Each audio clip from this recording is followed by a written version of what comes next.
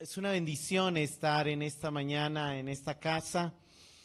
La semana pasada, el domingo pasado, yo terminé una serie de 29 mensajes donde estuve enseñando de forma consecutiva la carta a los hebreos y quiero predicar en esta mañana en base a esta hermosa carta, y el tema que yo le he titulado y que voy a estar exponiendo son 7 consejos de viaje hacia la patria celestial. Nada más como una breve introducción, es importante decir que la carta a los hebreos fue escrita más o menos en el año 67, 68 de nuestra era a un grupo de cristianos que por causa de la persecución que estaban enfrentando en la ciudad de Roma, que era donde vivían, habían abandonado su primer amor, habían caído en desánimo y se estaban preguntando por qué la vida cristiana era tan difícil. Y el autor les escribe esta carta para animarles, una carta que, aunque es de ánimo, contiene advertencias y contiene palabras fuertes, pero en resumen él les responde que la vida cristiana es difícil porque el camino a la gloria es difícil, y que la vida cristiana es difícil porque estamos en un viaje hacia una vida gloriosa, pero que la mejor manera de vivir ese viaje es recordar que somos peregrinos y extranjeros hacia la ciudad celestial. Esta iglesia estaba, igual que nosotros, en medio de un mundo que quería que valoráramos más lo terrenal que lo celestial. Esa cultura circundante de alguna manera había hecho que ellos descuidaran, algunos de ellos, su salvación, y que cayeran en un riesgo de abandonar, de no seguir perseverando, cuidando su salvación. Por eso el autor en el capítulo 2 les dice: no descuidemos la gran salvación que hemos recibido. Y en toda la carta es un llamado a perseverar en la fe, animarse los unos a los otros, pero hay algunos consejos específicos que el autor da que vamos a ver en esta mañana. Y quiero basarme primero como pasaje base en Hebreos 11. Voy a leer un poco salteado, lo que más me interesa es el verso 16, pero él empieza en el verso 8 poniendo el ejemplo de Abraham, el padre de la fe, y nos dice: por la fe Abraham habitó como extranjero en la tierra prometida, como en tierra ajena, pues que esperaba la ciudad que tiene fundamentos, cuyo arquitecto y constructor es Dios. Conforme a la fe murieron todos, hablando de los patriarcas, confesando que eran extranjeros y peregrinos sobre la tierra. Claramente dan a entender que buscan una patria. Pues si hubiesen estado pensando en aquello de donde salieron, ciertamente tenían tiempo de volver, pero anhelaban una mejor, esto es, celestial. Por lo cual Dios no se avergüenza de llamarse Dios de ellos, porque les ha preparado una ciudad. La historia de Abraham nos enseña que la manera en que nosotros vamos conociendo a Dios es una manera progresiva, es una manera constante. Abraham sale porque Dios lo llama a salir, pero él no sabe hacia dónde va. El Señor le dice: la tierra a la que vas, yo te la mostraré. Ahorita tú no sabes tu meta final, pero yo te iré mostrando lo que tengo para ti. En algún momento él creyó que lo que Dios tenía para él era la tierra de Canaán, pero cuando llega a esa tierra, Dios le dice: mira toda esta tierra, se la daré a tus descendientes, pero no es lo que tengo para ti. Y se las daré un tiempo, pero no es el fin de mi plan. Mi plan es que a través de uno de tus descendientes voy a traer bendición a todas las naciones. Y de alguna manera otro día lo lleva a una noche y lo lleva a mirar el cielo y le dice: contempla las estrellas. Lo que tengo para tus descendientes es algo superior a lo terrenal. Es algo celestial. Y ahí Abraham va entendiendo que las bendiciones de aquí están bien, pero no es lo mejor.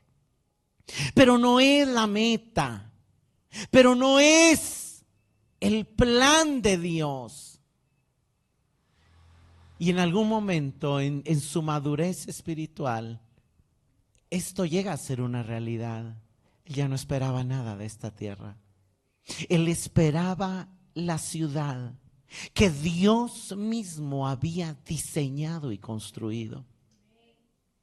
Porque solo esa ciudad tiene fundamentos. Porque solo en esa ciudad hallaremos paz, gozo, seguridad verdadera, bienestar completo. Y entonces Él enseña a sus hijos y les dice: aquí estamos de paso, somos peregrinos y extranjeros. Y deciden no comprar nada para vivir. Lo único que compra es un lugar de sepultura para sepultar a Sara. Pero de ahí él quiere vivir la realidad de que su corazón no esté aquí, de que su meta no esté aquí, de que su búsqueda no esté aquí. Y hermanos, ese es nuestro llamado. En la medida que vamos entendiendo el cristianismo, vamos entendiendo que aquí estamos de paso, que somos peregrinos y extranjeros, que buscamos un lugar de felicidad, un lugar de paz, un lugar de gozo, que no está aquí, que nunca lo vamos a encontrar aquí. Nosotros, al igual que los patriarcas, somos llamados a anhelar una mejor patria, la celestial. Esas moradas de las cuales Cristo dijo: en la casa de mi Padre muchas moradas hay. Yo iré y os prepararé morada. Y aquí dice que Dios no se avergüenza de llamarse Dios de aquellos que lo dejan todo por buscar lo celestial. Y les ha preparado una ciudad. Más adelante en el capítulo 13 el autor nos dice: por lo cual Jesús también, para santificar al pueblo mediante su propia sangre, padeció fuera de la puerta. Salgamos pues a él fuera del campamento, llevando su vergüenza, llevando su vituperio, su humillación, su oprobio. Porque no tenemos aquí una ciudad permanente, sino que buscamos la ciudad por venir. Hermanos, no estamos llamados a acomodarnos en este mundo. No estamos llamados a huirle al sufrimiento. Jesús padeció y somos llamados a padecer juntamente con Él, a compartir sus padecimientos, a compartir su vergüenza, a compartir su vida de negación al yo. ¿Por qué? Porque tenemos una meta clara: la patria celestial, la ciudad por venir, la ciudad que tiene fundamentos, la ciudad construida y diseñada por Dios mismo. Y la carta, de alguna manera, este es uno de los temas, de las líneas centrales, pero nos da 7 consejos que yo quiero compartir hoy en esta mañana, que nos van a ayudar a ser mejor y a tener un mejor avance en este camino hacia la patria celestial. Como he dicho, la vida cristiana es un viaje, es un peregrinaje hacia la patria celestial. Y el aceptar a Cristo y el iniciar la vida cristiana es el de ser inscritos en la carrera. Pero todos estamos llamados a seguir corriendo, a seguir caminando. Entrar por la puerta angosta es clave, pero no es lo único. Es caminar por el camino angosto lo que lleva a la vida, lo que lleva a la gloria. Y como dije, hoy vamos a ver 7 consejos que la carta a los hebreos nos da en nuestro viaje a la ciudad celestial. Y el primer consejo es: recuerda tu identidad y llamado. Hebreos 2 del 10 al 12 nos dice: porque convenía aquel por cuya causa son todas las cosas y por quien todas las cosas subsisten, que habiendo de llevar muchos hijos a la gloria, perfeccionase por aflicciones al autor de la salvación de ellos. Porque el que santifica y los que son santificados de uno son todos, por lo cual no se avergüenza de llamarlos hermanos, diciendo: anunciaré a mis hermanos tu nombre. En medio de la congregación te alabaré. El mundo quiere decirte que tú vales lo que tienes, el carro que manejas, la profesión que desempeñas, pero la palabra de Dios nos enseña que lo que nos da valor e identidad no es ni mi pasado, ni mis posesiones, ni mi apellido, ni lo que la gente diga o piense de mí. Lo que a mí me da identidad es ser un hijo amado del Padre. Lo que a ti te da identidad es ser una hija o un hijo amado del Padre. Y tenemos que recordar eso. Y vamos de regreso a encontrarnos con nuestro Padre. Por eso no poseemos nada aquí. Por eso no queremos aferrarnos a las cosas aquí. Ahora, el ser hijos es nuestra identidad y al mismo tiempo es nuestro llamado. ¿Qué dice la Biblia? Que Cristo se hizo hombre para llevar muchos hijos a la gloria. Hermanos, nuestra meta es la gloria. Pero para llegar a la gloria ya somos hijos. Y mire qué hermoso que Jesús no se avergüenza de llamarnos hermanos. Pero Él, como nuestro hermano mayor, padeció. Y nosotros no tenemos que pretender que no nos va a tocar padecer. ¿Por qué? Porque el padecimiento son las oportunidades que Dios nos da para parecernos más al Padre, ser hijos del Padre y saber que el Padre Santo incluye nuestra identidad y nuestro llamado, porque por eso, por cuanto vuestro Dios, vuestro Padre es santo, sean santos como vuestro Padre Celestial es santo, sean perfectos como vuestro Padre Celestial es perfecto. Somos llamados a crecer en santidad y somos llamados a crecer en perfección precisamente porque somos hijos de un Dios santo y de un Dios perfecto. No somos llamados a contemplar el pecado. Cristo no murió por nuestros pecados para que sigamos viviendo el pecado. Él murió por nuestros pecados para liberarnos de la esclavitud al pecado, para que podamos crecer en santidad y en perfección. Hebreos 3:1, el autor, mire cómo se dirige a nosotros: por tanto, hermanos santos, participantes del llamamiento celestial. Somos hermanos de Cristo, somos hermanos entre nosotros porque somos hijos de Dios, formamos la familia de los santos, la comunidad de los santos, llamados a ser santos, santificados por la sangre de Cristo. Somos santos posicionalmente por la obra de Cristo y llamados a ser santos de manera práctica también, porque no se vale llamarme santo si no camino como los santos. Pero participo de un llamamiento, de una meta. Y ese llamamiento no es terrenal, ese llamamiento no es empresarial, ese llamamiento no es ministerial, ese llamamiento es celestial. Hebreos 3:6.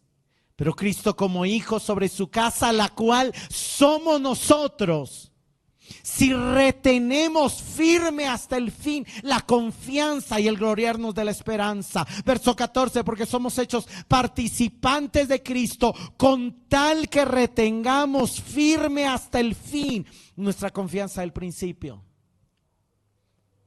Hay una identidad además de ser hijos, la identidad de iglesia. La identidad de ser la casa de Dios, de ser el templo del Dios vivo, de ser llamados a ser su morada, pero al mismo tiempo que es una identidad, es un llamado. Porque es el llamado a que Dios se vea en nosotros, a que habite en nosotros, a que nosotros moremos en Él y Él en nosotros. Pero con tal de ¿qué? ¿Qué tanto vamos a participar de Cristo o qué tanto vamos a dejar participar de Cristo? ¿Qué tanto vamos a hacer su casa donde Él quiera habitar o donde Él no quiera estar? Es clave retener firme la confianza, la fe, la entrega, la sumisión, el primer amor, el cuidar nuestra salvación. El segundo consejo, alineado al primero, es: hay peligros en el camino, hay obstáculos en el camino. El enemigo va a querer distraerte, endurecer tu corazón y apartarte de la fe. Y el consejo es: cuida tu corazón de la incredulidad y del endurecimiento. Hebreos 3, 7 y 8 nos dice: por lo cual, como dice el Espíritu Santo, si ustedes oyen hoy su voz, no endurezcan sus corazones como en la provocación, en el día de la prueba en el desierto. El pueblo de Israel endureció su corazón porque llegó a pensar que era mejor regresarse a Egipto que seguir hacia la meta que Dios tenía para ellos. Y cuando nosotros empezamos a enamorarnos de las cosas que este mundo nos ofrece, nuestro corazón se empieza a endurecer. Y entonces dejamos de avanzar en el camino hacia la patria celestial. Vean el verso 12: tengan cuidado, hermanos, no sea que en alguno de ustedes haya un corazón malo de incredulidad para apartarse del Dios vivo. Antes exhórtense los unos a los otros cada día, mientras todavía se dice hoy, no sea que alguno de ustedes sea endurecido por el engaño del pecado. Hermanos, el pecado no es algo con lo cual jugar. El pecado es un enemigo al que tenemos que declararle la guerra, que sí o sí, por muchas cosas que nos ofrezca, nos quiere destruir, robar, matar. Y tenemos que tener cuidado. Tenemos que cuidar nuestro corazón, de no perder la confianza, de no perder la entrega, de no perder el primer amor, de no perder la devoción a nuestro Señor, de que no caer en queja, en incredulidad. ¿Sabe cómo se manifestó la incredulidad del pueblo de Israel? Quejándose, quejándose y quejándose. ¿Sabe qué es fe?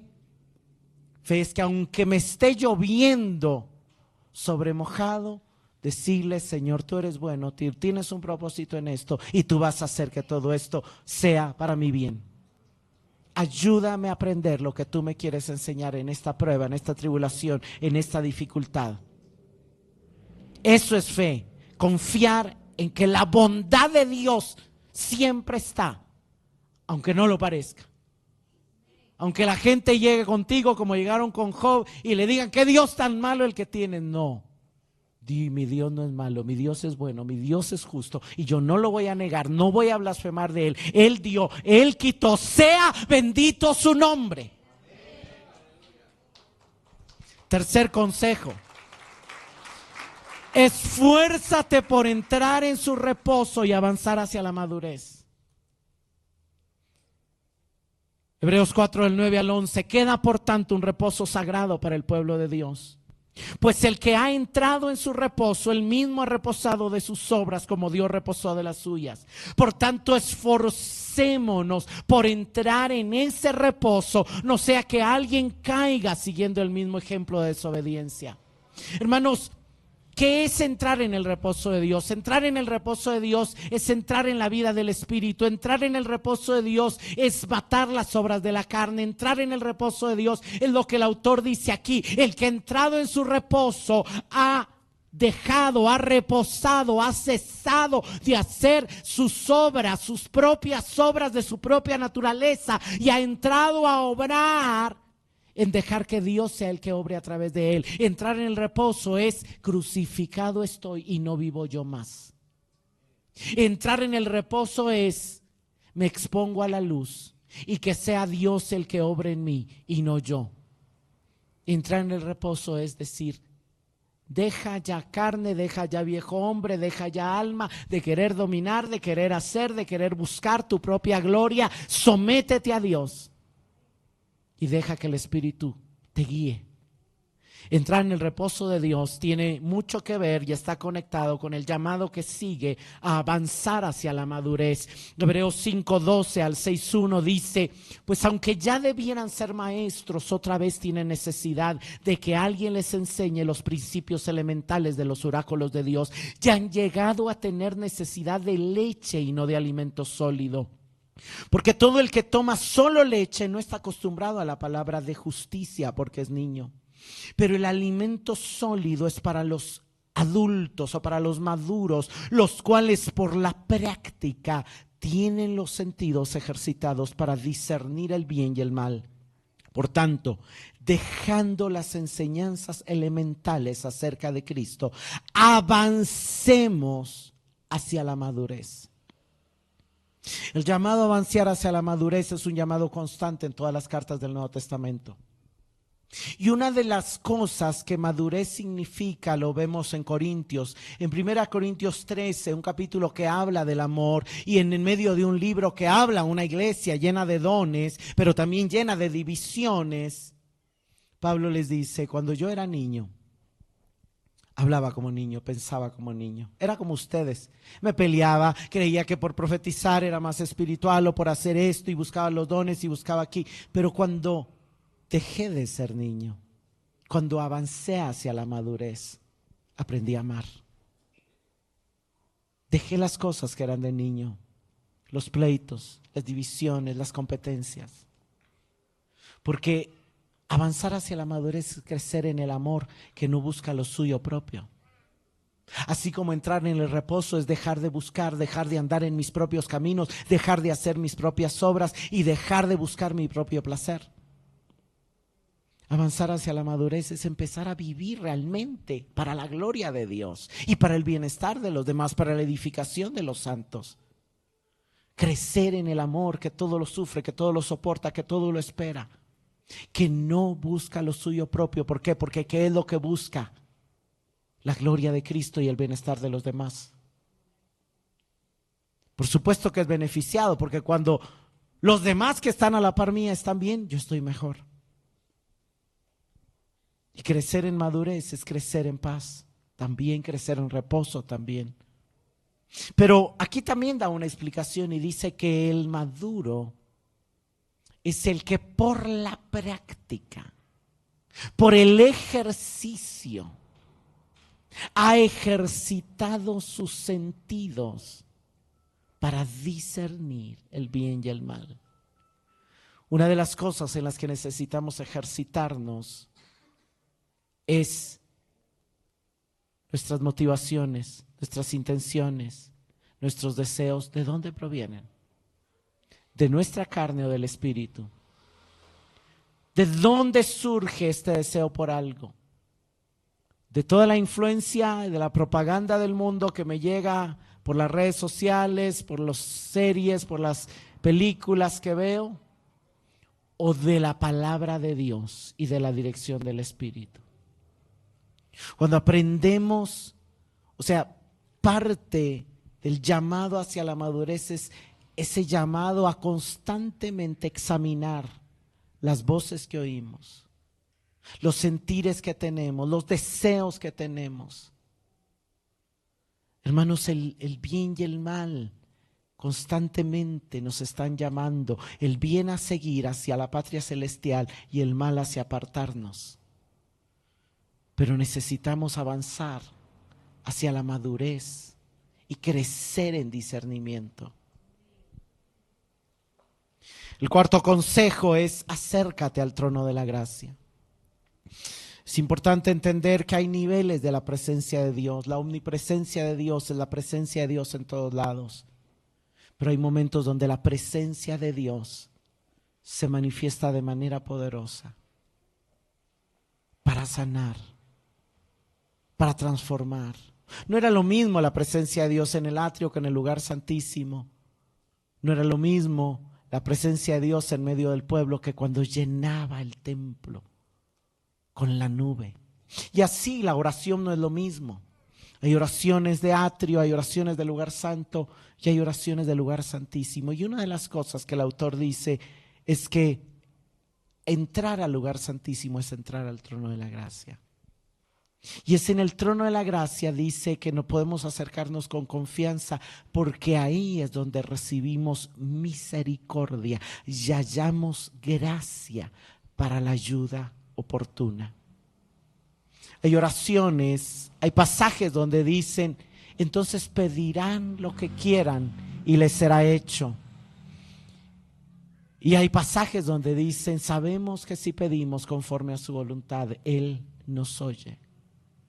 Pero ¿cuántas veces oramos sin que nuestra oración esté alineada a su voluntad?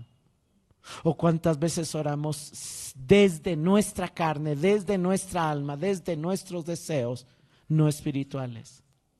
Y por eso, en la segunda vez que el autor hace este mismo llamado, Él nos da ciertos consejos, porque Él está recordando y Él nos está llevando a recordar que cuando el sumo sacerdote entraba una vez al año al lugar santísimo, tenía que cambiarse las vestiduras y tenía que haber una preparación. No podía entrar así como se vestía todos los días. Tenía que lavarse, tenía que bañarse, tenía que cubrirse con una ropa que era más humilde que la ropa ante el pueblo. La ropa ante el pueblo era púrpura, escarlata, con oro, con piedras preciosas en su pectoral, pero para entrar delante de Dios Él tenía que entrar vestido lo más sencillo posible. Y aquí dice, entonces hermanos, puesto que tenemos confianza para entrar al lugar santísimo por la sangre de Jesús, no por lo que somos, no por lo que hemos hecho, no por nada en nosotros, sino por la sangre de Jesús, por un camino nuevo y vivo que Él inauguró para nosotros por medio del velo, es decir, su carne. Y puesto que tenemos un gran sacerdote sobre la casa de Dios, pues puesto que estamos conscientes que Él está intercediendo por nosotros, puesto que estamos conscientes de su obra salvadora, intercesora constante, acerquémonos. Pero ojo, preparemos algunas cosas. Y lo primero que tenemos que examinar es nuestro corazón. Acerquémonos con corazón sincero. Hermanos, acercarnos con corazón sincero es haber tomado el tiempo para examinar y a sincerar nuestro corazón. El Salmo 15 dice, ¿quién subirá al monte del Señor? ¿Quién habitará en su santo templo? Aquel en cuyo corazón no hay engaño. Usted sabe que mucha gente en la historia, incluyendo fariseos, judíos del antiguo tiempo, pero también cristianos de hoy, llegan y oran con un corazón totalmente lleno de hipocresía. Porque llegan con un corazón lleno de engaño, sin reconocer su pecado. ¿Cuál es el corazón sincero? El que reconoce su condición pecaminosa, indigna, débil, vulnerable, frágil. Solamente pueden entrar al lugar santísimo los que lleguen con el corazón sinceros, reconociendo su bajeza, su podredumbre, su hediondez, su miseria, su pecaminosidad. Pero luego dice en plena certidumbre de fe. ¿Qué quiere decir eso? Con la plena confianza de lo que Cristo hizo por mí. ¿Qué quiere decir eso? Creyendo y estando plenamente convencido que lo que Dios ha dicho es verdad. En plena certidumbre de fe. Luego dice, teniendo nuestro corazón purificado de mala conciencia. Antes de pensar llegar al trono de la gracia, al lugar santísimo, hay que pasar por un proceso de purificación. Y la purificación viene cuando nos arrepentimos, cuando pedimos perdón, cuando clamamos misericordia, cuando apelamos a la sangre que es mayor que la de los corderos y los machos cabríos, que no podían purificar nuestra conciencia, pero que sí tiene el poder de purificar nuestra conciencia, la sangre de Cristo, el Cordero de Dios que quita el pecado del mundo. Y nuestro cuerpo lavado con agua pura, y esa de alguna manera a mí me gusta entender que eso se refiere al lavamiento del agua pura con la palabra que Cristo está haciendo para su iglesia, según lo dice Efesios 5, y de alguna manera lo interpretaría como que si queremos orar llegando al lugar santísimo, tenemos que antes haber leído la palabra y que la palabra lave, que la palabra limpie. Y mejor si orar la misma palabra. Entonces, asinceramos nuestro corazón, llegamos en plena certidumbre de fe, limpiamos nuestro corazón de mala conciencia a través de la sangre de Cristo. Nos llenamos de la palabra, dejamos que la palabra renueve nuestra mente y entonces ya estamos listos para entrar a la misma presencia del Dios Santo detrás del velo. A la misma presencia del Dios Santo detrás del velo. El quinto consejo que la carta nos da es: pon tus ojos en Jesús. Dice la palabra: por tanto, hermanos santos, participantes del llamamiento celestial, consideren a Jesús, el apóstol y sumo sacerdote de nuestra fe, el cual fue fiel. Esa palabra consideren quiere decir contemplen, admiren, pongan sus ojos y vean que Él fue fiel. Él es su ejemplo. Él está unido a ustedes, ustedes están unidos a Él. Si Él fue fiel, ustedes deben de ser fieles como Él fue fiel. Vean su fidelidad. Hebreos 5, del 7 al 9, Cristo en los días de su carne, habiendo ofrecido oraciones y súplicas con gran clamor y lágrimas al que lo podía librar de la muerte, fue oído a causa de su temor reverente. Aunque era hijo, aprendió obediencia por lo que padeció, y habiendo sido hecho perfecto, vino a ser fuente de eterna salvación para los que le obedecen. Hermanos, ver a Cristo es ver su obra, ver a Cristo es ver su ejemplo, ver a Cristo es ver cómo él actuó cuando fue hombre. Poner los ojos en Jesús es estar siguiendo sus pasos, es estar andando como Él anduvo. Y una de las cosas que vemos es que Él sufrió y no le dijo no al sufrimiento. Ver a Jesús es entender que Él le dio un valor al dolor.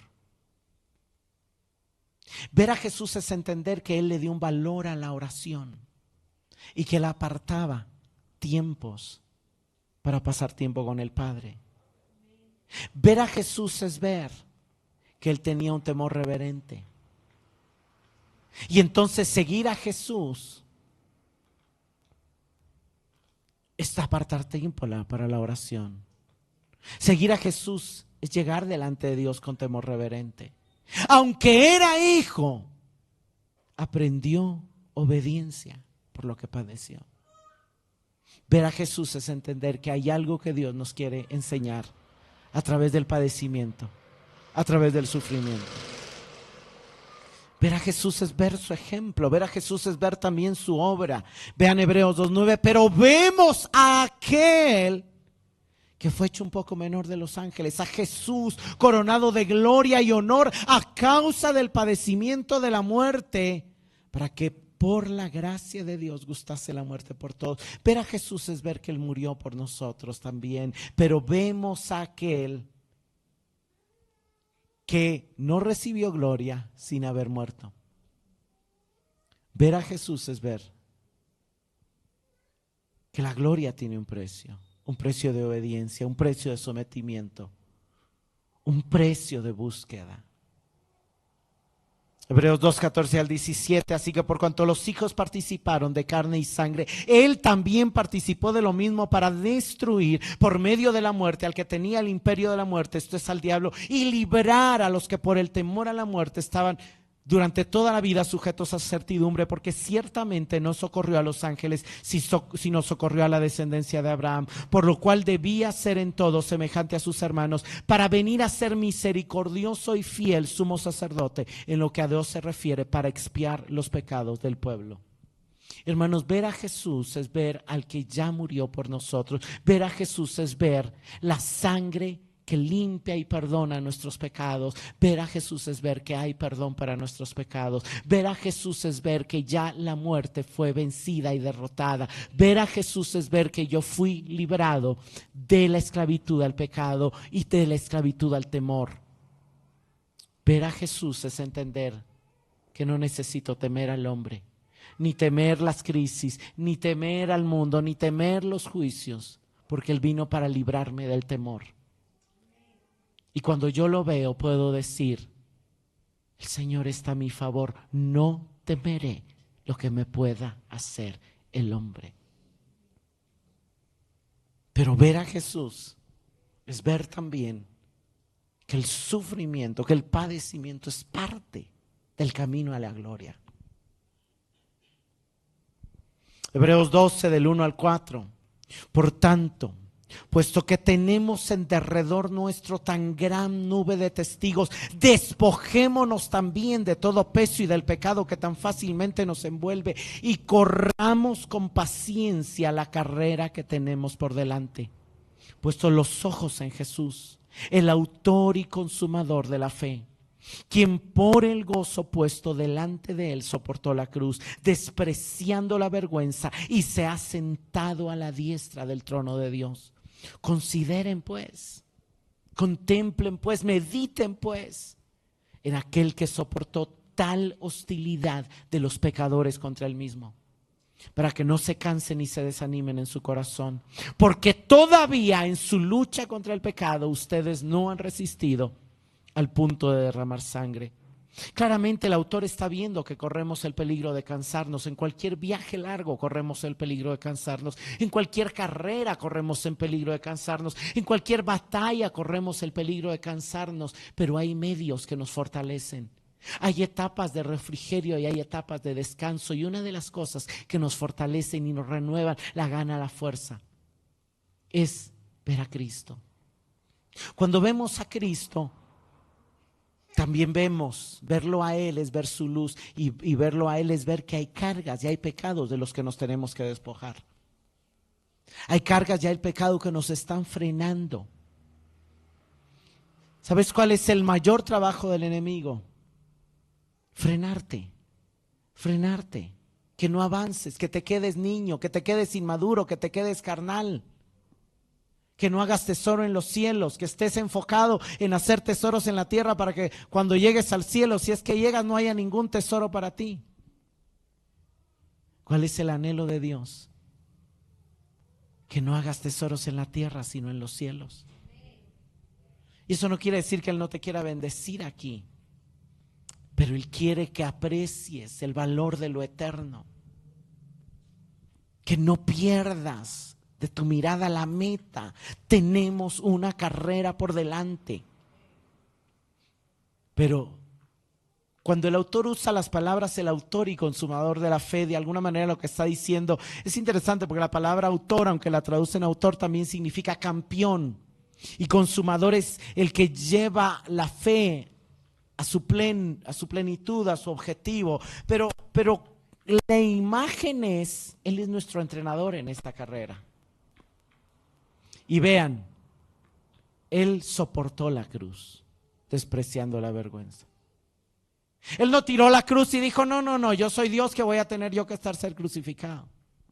Pero a veces nosotros queremos decir, no, yo no voy a estar resistiendo esta vergüenza, este rechazo, este conflicto. Soportemos la cruz. Soportemos la cruz, despreciemos la vergüenza.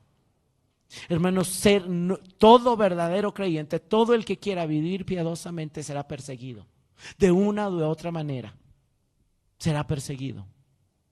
Llevará vergüenza. Lo leímos en Hebreos 12.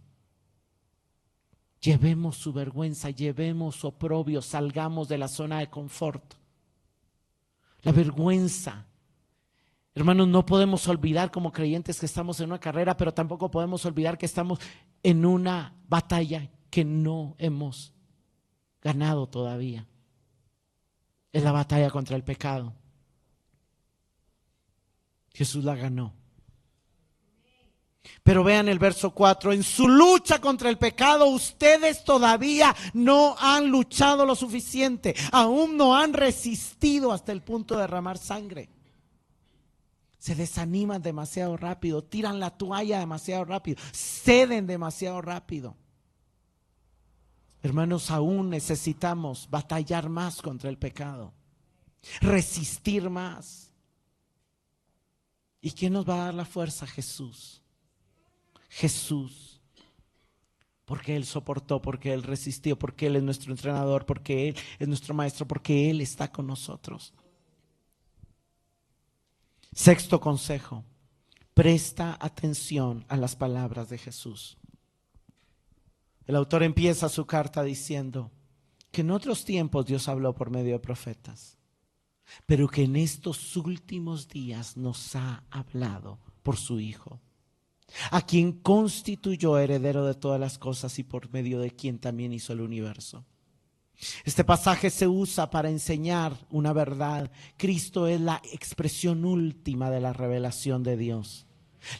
Toda la revelación de Dios nos lleva a Él. Pero no está diciendo de que Dios nos sigue hablando, está diciendo de que Dios ha hablado y nos habla por medio de la Escritura, pero también nos habla por medio del Dios vivo, del que la Escritura habla, del Hijo. Hebreos 2:1 nos dice: debemos prestar mucha atención a lo que hemos oído, a las palabras registradas en la Escritura que hemos oído. Debemos de prestarles atención, no sea que nos desviemos. Pero en Hebreos 12 nos dice: ustedes en cambio, a diferencia del pueblo de Israel, que solo oyó a Dios en el Sinaí, que les dio miedo, ustedes se han acercado, tienen una comunión real con Dios, se han acercado al monte de Sión, a la ciudad del Dios vivo, a la Jerusalén la celestial, y se han acercado y tienen una comunión real con Jesús. Se han acercado a Jesús, el mediador del nuevo pacto, que decía y que Dios había prometido que pondría sus leyes, ¿dónde? En nuestro corazón, y las escribiría, ¿dónde? En nuestra mente. Y que ese pacto contenía una verdad: que nadie le diría a su prójimo: ven y conoce al Señor, porque todos me conocerán. Y no quiere decir, ese pasaje de ninguna manera niega pasajes donde Dios ha establecido los 5 ministerios, donde Dios ha establecido, donde Dios dijo que levantaría pastores conforme a su corazón para que instruyeran, guiaran y cuidaran del pueblo. Pero lo que está diciendo es que el pastor no puede hacer que tú tengas una relación personal con Dios. El pastor puede hablarte de Dios, pero el pastor no puede venir y decirte: mira, te presento a Dios. Nadie le dirá a su prójimo: aquí está el Señor, te lo presento, conócelo. No, todos tendrán una revelación real, un encuentro real.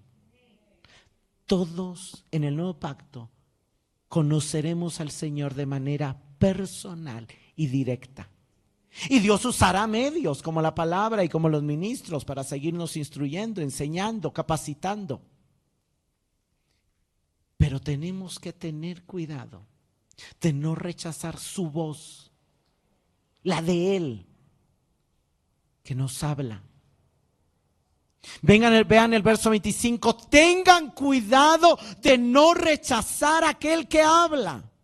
Porque si aquellos no escaparon cuando rechazaron al que les amonestó sobre la tierra, mucho menos escaparemos nosotros si nos apartamos de aquel que nos amonesta desde el cielo. Dios bajó al Sinaí y amonestó al pueblo de Israel sobre la tierra, y a través de Moisés fueron amonestados por la ley, y la amonestación fue: si ustedes obedecen, vendrán estas bendiciones, pero si desobedecen, estas maldiciones vendrán. Y saben una cosa, las maldiciones vinieron.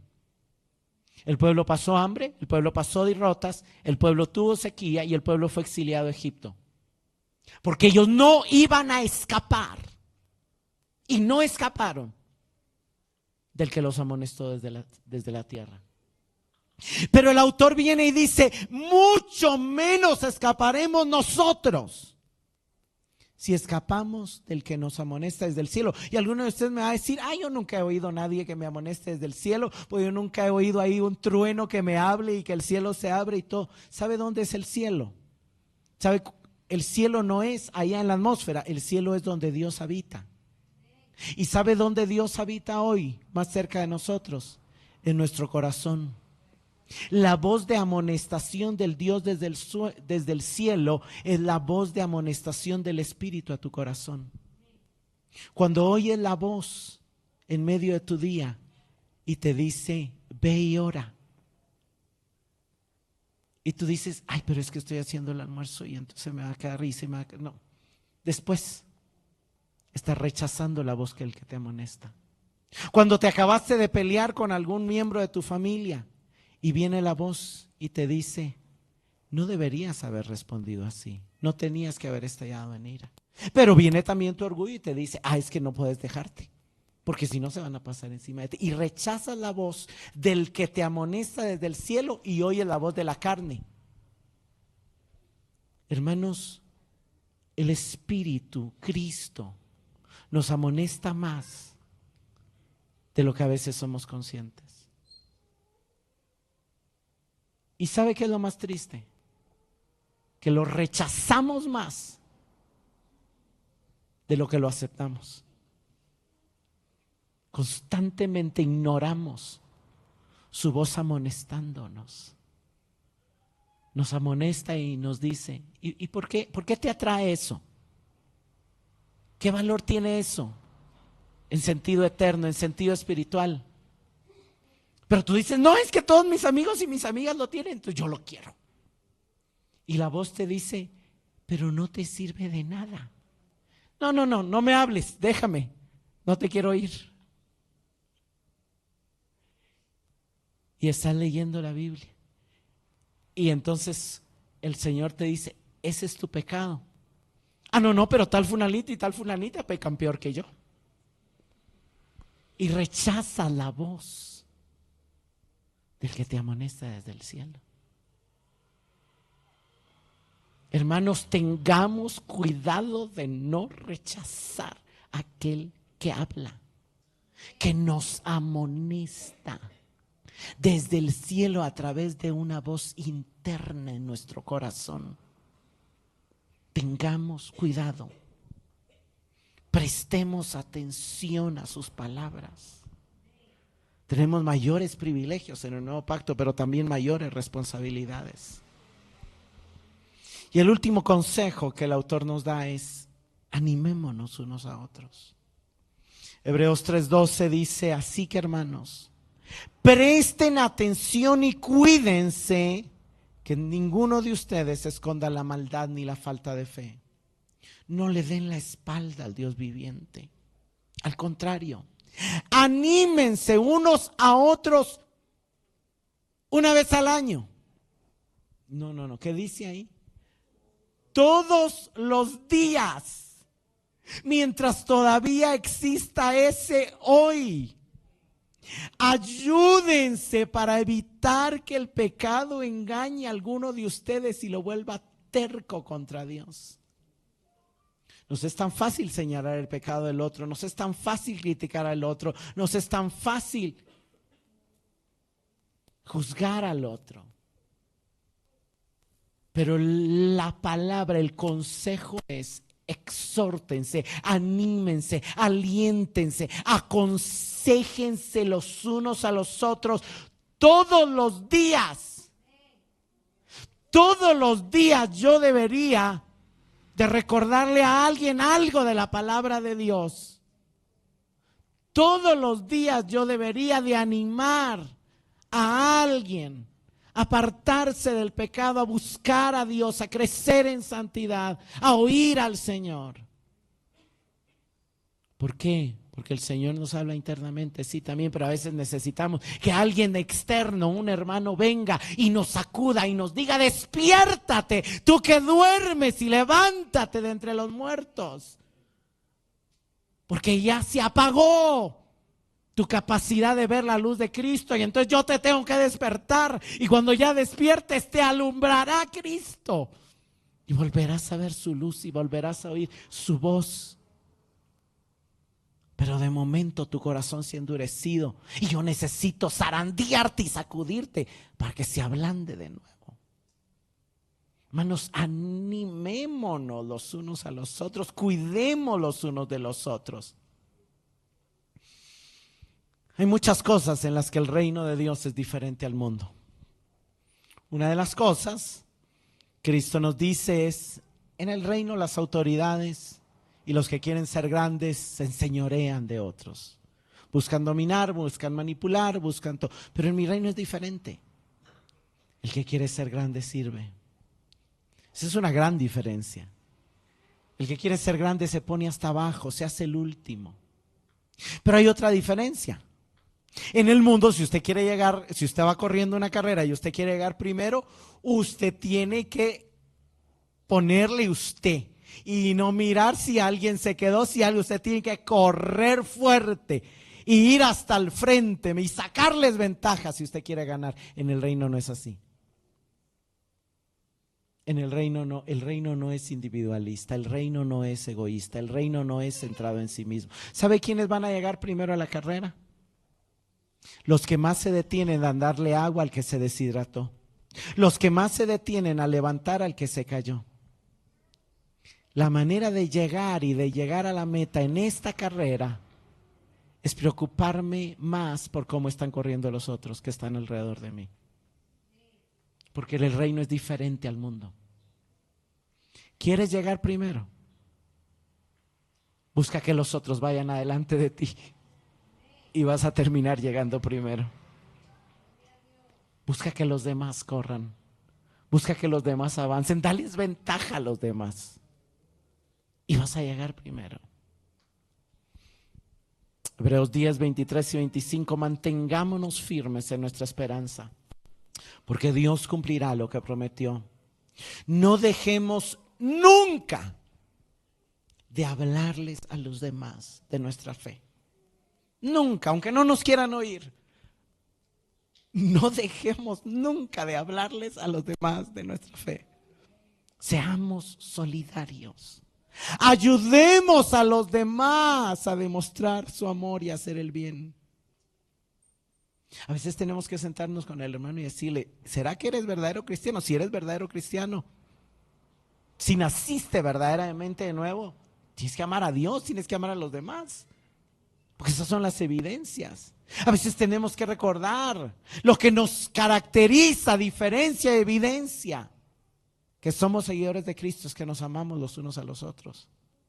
Ahora la pregunta ¿es evidente para el mundo, para nuestras familias, que nos amamos de verdad los unos a los otros? ¿O no es tan evidente? Ayudemos a los demás a demostrar su amor, aconsejemos a los demás a reconciliarse, a buscar reconciliación, a buscar paz, a amar. Digámosles, yo sé que a veces no es tan fácil, pero haz esto, ora, bendice, busca la reconciliación. Verso 25 nos dice, algunos están faltando a las reuniones y eso no está bien. Reunámonos, ¿para qué? Para animarnos, no para juzgarnos, para animarnos unos a otros. Y con mayor razón ahora que vemos que se acerca el día. Hermanos, el día de su venida se acerca. Y necesitamos seguir estos consejos. Y yo quiero terminar en esta mañana con algunas preguntas de reflexión.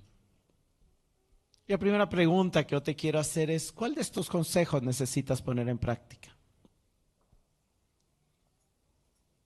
Quizá todos, pero habrá alguno que quizás sea más urgente, más necesario atender en esta mañana. Estás viviendo, estás recordando constantemente quién eres en Dios, tu valor en Dios, tu identidad en Él, tu llamado. Porque, hermanos, una de las lecciones que Hebreos nos enseña es que la fe no es cuestión de un momento, es cuestión del día a día. Es cuestión de toda la vida. Es una vida de obediencia y de sometimiento a Dios. Y todos los héroes de la fe ya están ahí en la lista, porque toda su vida se dedicaron a oír y obedecer a Dios. ¿Vives cuidando tu corazón del endurecimiento? ¿Estás atento a ver cómo el enemigo quiere distraerte, quiere endurecerte, quiere enamorarte de las cosas vanas y pasajeras del mundo? ¿Y estás cuidando tu corazón? ¿Estás buscando avanzar hacia la madurez? Creciendo en expresiones de amor a través de animar a otros hermanos. Una vez más, madurar es amar más. Madurar no es saber más. Madurar no es vestirme mejor. Madurar no es tener más privilegios. Madurar es amar más. Madurar es amar más. Es vivir más. Es tener mayor capacidad de tener paciencia para otros, de ayudar a otros, de soportar a otros, de animar a otros. ¿Qué tanto contemplas a Cristo? ¿Qué tanto meditas en su persona, en su obra, en su evangelio, en su humanidad? ¿Es realmente Él? ¿Es realmente su reino y la patria celestial la meta que te motiva todos los días a buscarle y a servirle? Es el anhelo por tu encuentro con Él lo que te hace buscarle. ¿O es que ya se volvió costumbre venir a la iglesia y practicar la religión? Pero perdí el fuego, pero perdí la pasión, pero perdí el primer amor. Examinemos, hermanos, cómo está nuestro corazón y qué tanto arde por Él. ¿Con qué frecuencia llegas ante su trono? ¿Con qué frecuencia oras? Pero no la oración de la comida, sino la oración donde te apartas y donde los primeros minutos es solo prepararte para llegar, para entrar, para oírle. Y por último, ¿qué tanta atención estás prestando a sus palabras? Pongámonos de pie en esta mañana. Señor, te damos gracias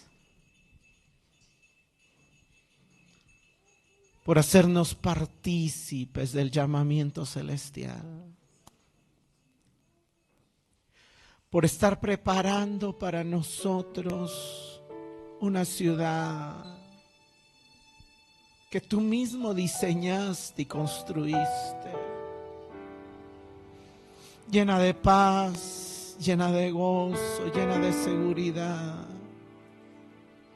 donde no habrá más dolor ni muerte, donde el pecado no existirá más, donde las cosas viejas habrán pasado y todo será nuevo.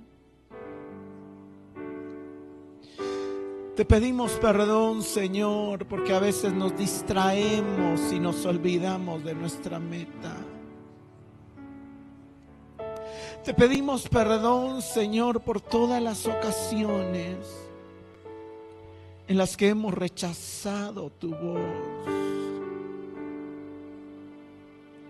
en las que hemos rechazado tu luz. Te pedimos perdón, Señor, por haber endurecido nuestro corazón ante tu voz. Pero te suplicamos que no nos dejes de hablar, de manera que si oímos hoy tu voz, no endurezcamos nuestros corazones, no nos quejemos ni nos lamentemos, sino que podamos creer que tú eres bueno, que tú harás que todas las cosas ayuden a bien para los que te amamos. Ayúdanos, Señor, a avanzar hacia la madurez, a crecer en amor y a manifestar nuestro amor de manera real, animándonos unos a otros todos los días. Que no seamos indiferentes ante aquellos que han caído, que se han alejado, sino que con amor nos acerquemos a levantarlos o a hacerlos volver a tu camino.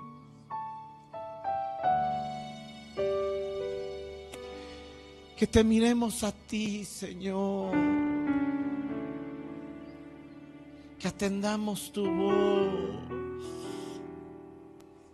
que disfrutemos la posibilidad que tenemos de crecer en nuestra relación contigo.